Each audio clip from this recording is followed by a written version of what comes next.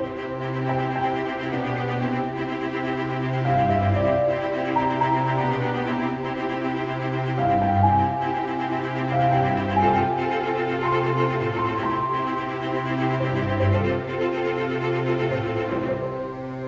everyone and welcome back to Superboy Beyond, and we are doing another of our commentaries for you today, and this is the last clip show that we've yet to watch. Yeah, and we've been putting it off because it's not the best clip show. Even it's one of the weaker ones for sure. It's still good. It's not great though. Yeah, it's one of those ones we've just not been in any rush at all to watch it, but we got it. So that's what we're watching this week. You know, we if this episode happens to be one of our least watched commentaries, we won't hold it against you, because it does feel a little bit weird even to me to do a commentary on a clip show. But there we go. Yeah. So yeah, get your DVDs ready. This is not like a typical YouTube reaction video. You're not going to see clips from the actual episode. There will be a heavily filtered version up there in the middle, but that's just so you can keep in time with us. You know, if somebody knocks at the door or phones you or something like that, it lets you pause and get back into it a little bit easier. So yeah, get your DVD ready. This is season 4, episode 17, which I'm guessing is on disc 2. Yes, disc 2. So yeah, get ready. Season 4, episode 17. Who is Superboy? In 3, 2, 1, play.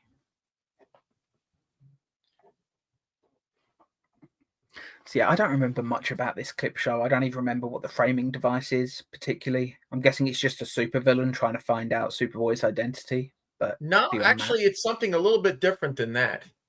There is this computer company that comes to the bureau to sell them this high-tech. Right, yeah, and they ask it like, who is Superboy or something, and well, Lana does. Yeah, I don't know why Lana's the one to do it. You'd think Jackson would be more interested. I don't know. I've always got the impression that Lana would like to know for herself, but if there were other people around, she wouldn't ask that question. But that's why she does it late at night. Yeah. Oh, she does she? Okay. Oh, and here's a clip from Bride of Bizarro.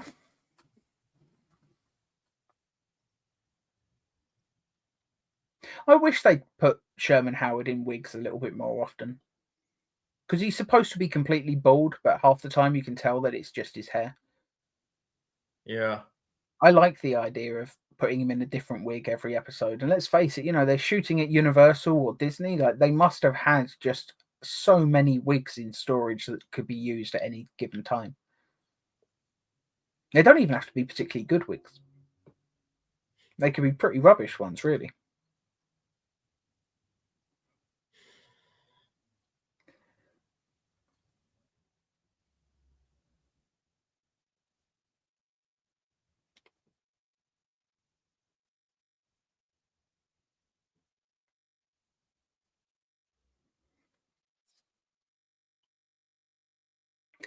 Interesting design for the device. I wonder what they actually made that out of.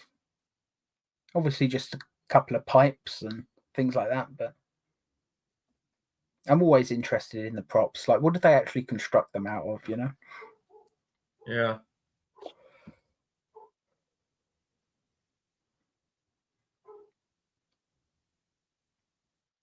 This guy selling the device, has he been in another episode? Because I'm sure I recognize him. He looks familiar. I can't place him from another episode.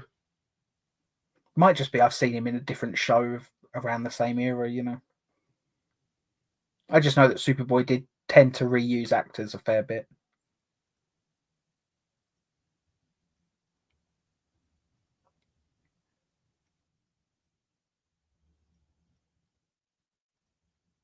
Well, Jackson's on board the moment he heard the words "no charge."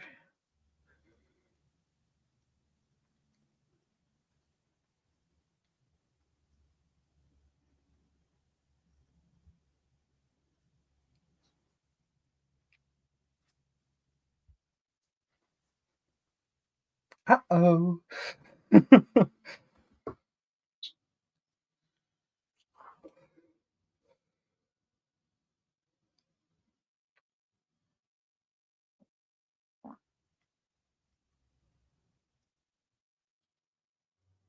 I will give it this though. They found a good excuse to have a clip show. Like they always had pretty good reasons within the episodes themselves. Well, other Like than the secrets of Superboy, I mean that was true. Actually, yeah, I'll take that back. But episodes like People versus Metallo or Cat and Mouse, like they actually had good reasons for it, and I like the general idea as to why this episode is happening. And yeah, if Lana does come back and ask the question when nobody else is around, that's a little bit better. But obviously, as I said, I haven't seen this episode in a very, very long time. Just purely because why would I go back and watch the clip shows that often? They're kind of worthless as far as I'm concerned most of the time. this one though does have a great end sequence, so that elevates Oh, it a he's bit. got like, is it the one that ends with the shirt rip or whatever? Yeah, pretty good And shot. what leads up to it. Oh, is this the one where she's like, I wouldn't dream of stopping you or whatever? Yep. Right.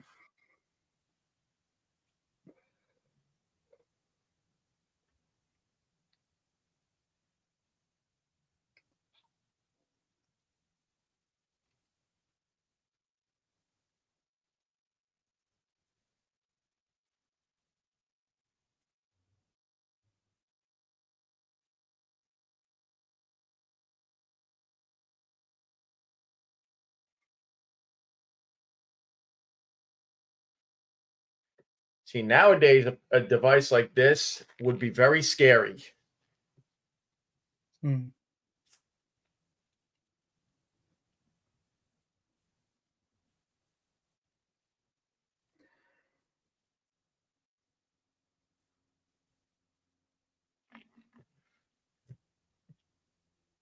But also, if you've got a shot of the crowd now, you don't need the machine to tell you.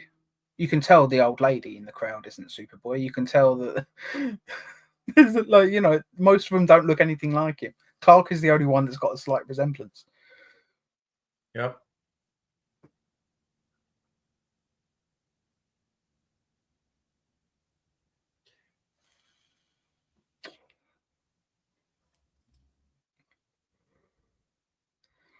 And I do still think that it's a pretty good looking werewolf for a TV budget.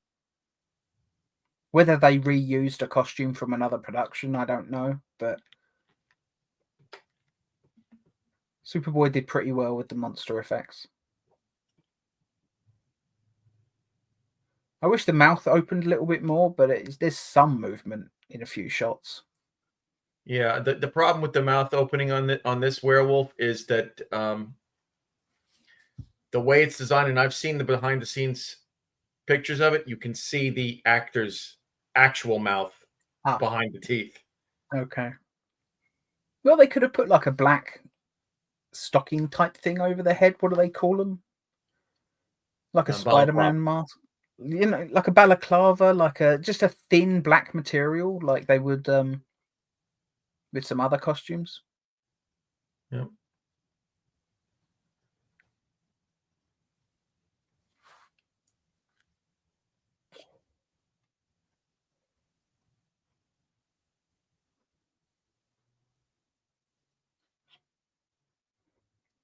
That's an interesting point. Yeah, Clark could have, like, Superboy could have multiple identities beyond just Clark if he wanted to.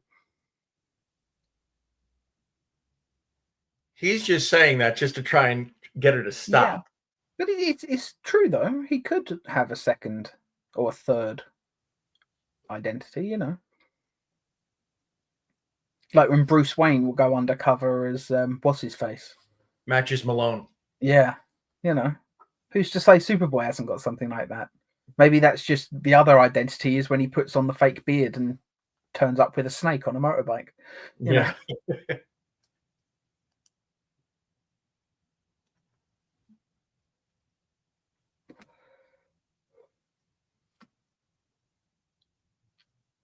Please tell me you don't actually see any of Superboy's dream sequences in this. I In the don't believe flashback, so. because that wouldn't make sense. I think the only part that you see in this is the actual setup to the dream sequences.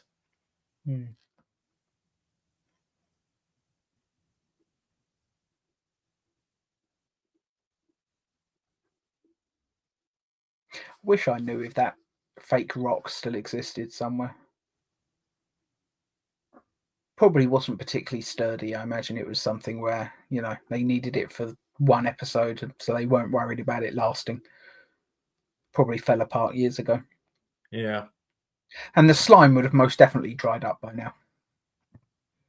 Unless they made it out the same stuff they did for the original The Blob, where apparently you can still find parts of The Blob and they're still wet after all these years. Yeah.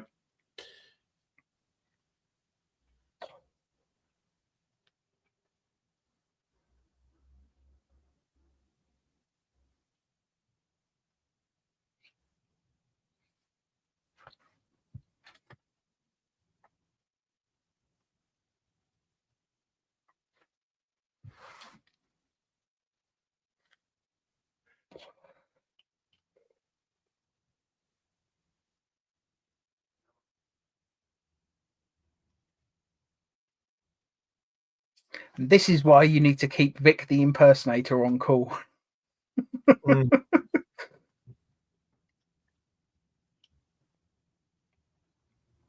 Although it's probably quite a secret if you let him in on the whole Clark thing, so he could pretend to be Clark in the crowd while Superboy saves the day.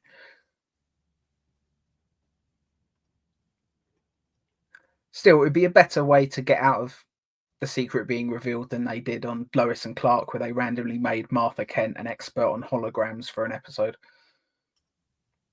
Although Like that ever made sense. the second time they prevented the revelation with the alternate universe Superman was a little bit better. Yeah, that was definitely better. I get that Martha Kent in Lois and Clark was an artist and she was working with digital art, I guess, in that episode, but it's kind of weird how Martha Kent just has access to holographic technology that still doesn't exist. Yeah. It just didn't make much sense. She's using it for an art project. It's like, technology like that, there's 1,000 uses for it. It would be a lot better than that.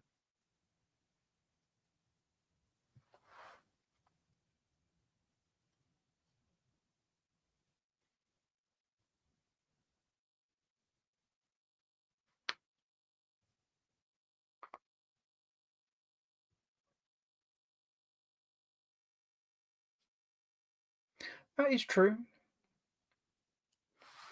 And I think when we watched this episode, we did actually say about the fact that nobody's questioning where Clark has gone. So I'll give this episode credit for that. It's asking a question that perhaps needed to be asked in the earlier episode, but wasn't.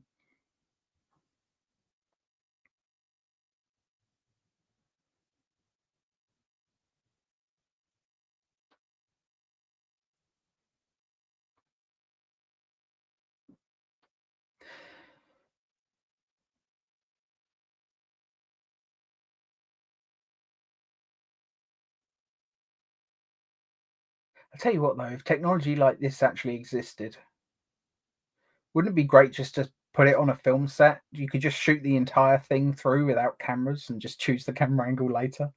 Yeah. It would make TV production so much easier.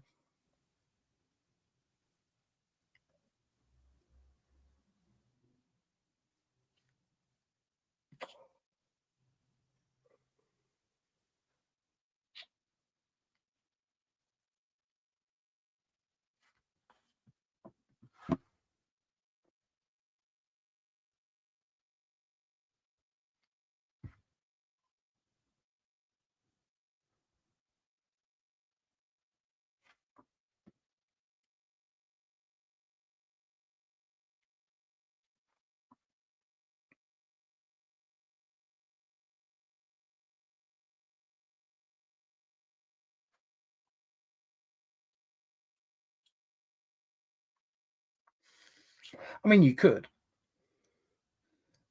Like Clark Kent being jealous of Superman with Lois Lane's affections is a kind of a trope, Yeah. It's a trope in superhero media in general. I mean, let's face it, part of the storyline in Batman Forever was the love triangle between Bruce Wayne, Batman, and Chase Meridian.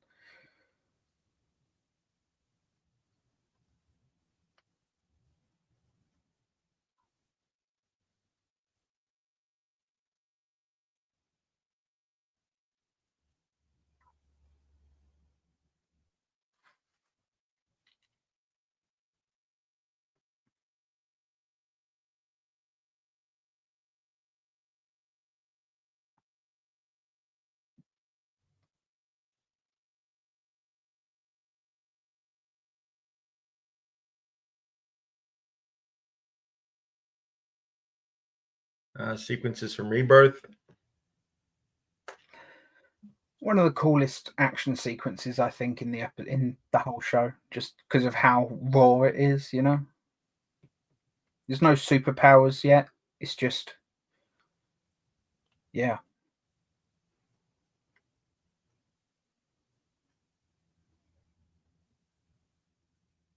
I'm fairly sure that building that they just fired the rocket launcher at is the same one from Road to Hell. I think. Could be wrong.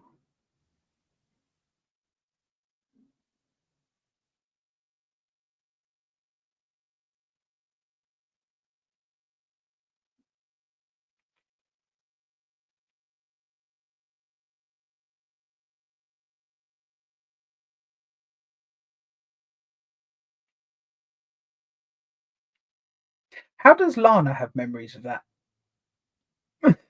She wasn't there. Uh, I guess it's picking up Clark's memories too now.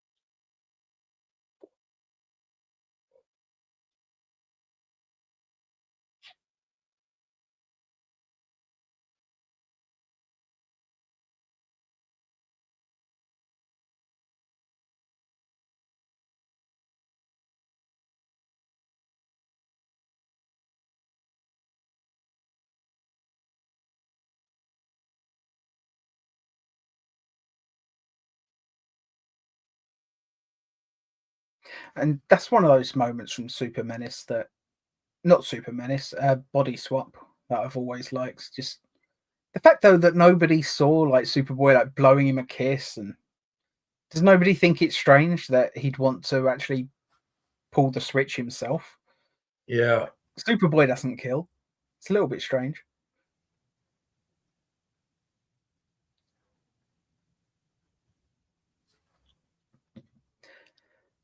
Oh, Luther.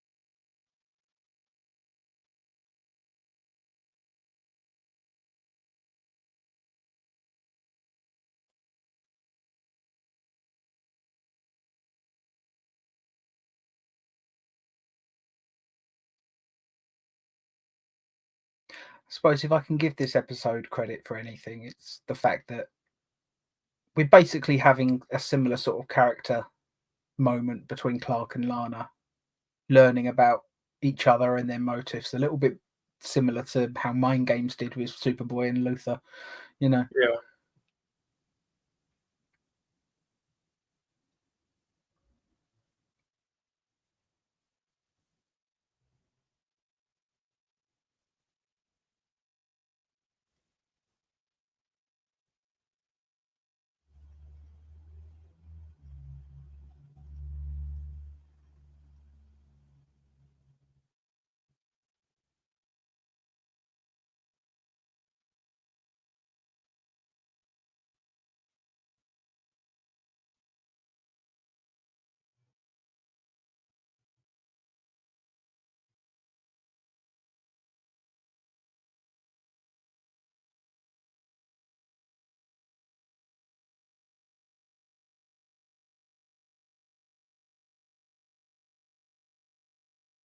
See, it's almost a shame that Clark and Lana weren't just dating for the last few episodes of the show after this.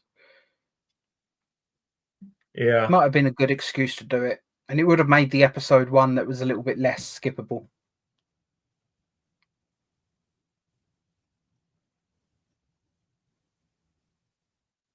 But yeah, pretty sure that Lana knew from basically this episode onwards. I don't think that's something that is a shock to anyone. I think that's a pretty well held belief on this show.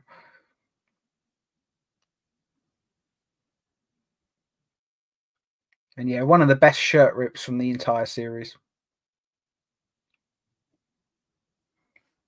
As a Superman fan, who doesn't love a good shirt rip moment? You know, Not me. ending I on a love freeze them. frame. Yeah, ending on a freeze frame. Great. So that was Who is Superboy?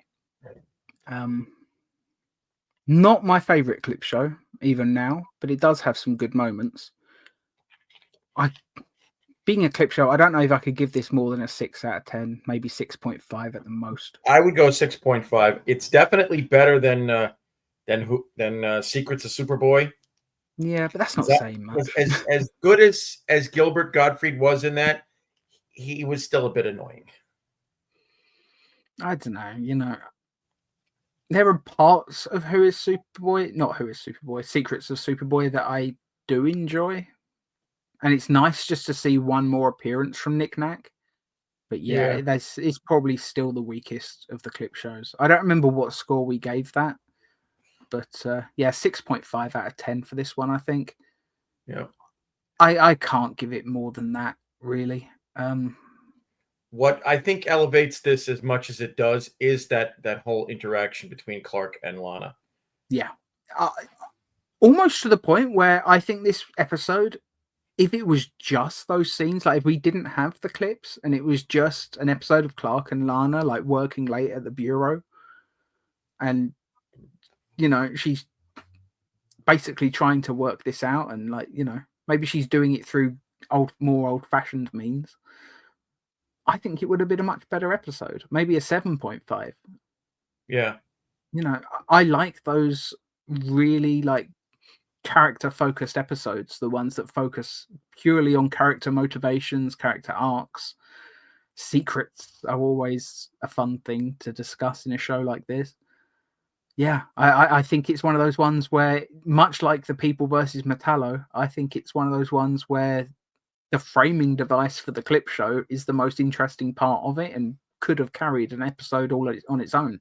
You know, People versus Metallo, I don't even think we necessarily needed the clips in that episode. It could have just been like testimony and stuff. Like they could have done it like a straight up court drama, and I think it would have been a slightly stronger episode for that. Maybe it's just me. I have a slight distaste for clip shows. There are very few that I actually enjoy. I think my favorite clip shows are still the ones in Stargate SG-1, just because I think the way they frame all of that is very well done. Those episodes aren't skippable because they have serious repercussions for the episodes that follow. I think this one, to a certain extent, does have that as well. It could, if they continued the Clark and Lana like being together from this episode on. Like if this was something that was actually, you know, had an impact in the next few episodes, it would be a bit stronger for that. But it's one of those ones where they basically, it's self-contained. As soon as it's over, they move on. And yeah, and then it's as if the episode never happened when we get to Rites of Passage. Yeah, it's like an episode of Voyager. Trying to figure out if he's Superboy again. Yeah, but it's like an episode of Voyager. You know, they're up against it. The ship is getting half destroyed every other episode, but by the following week, there's not a scratch on it.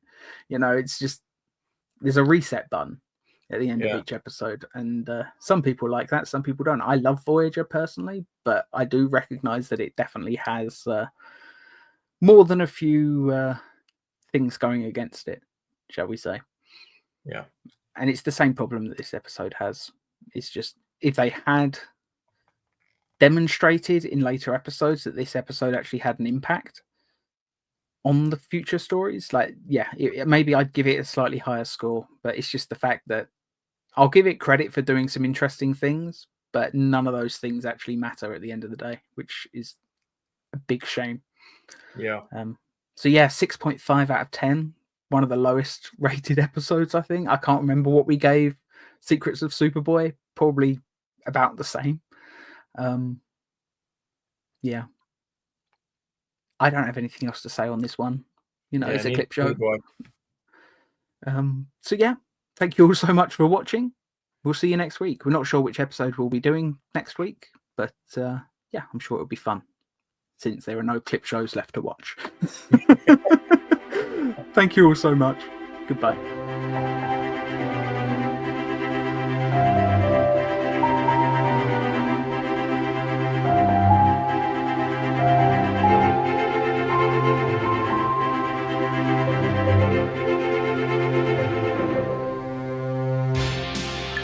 Viacom.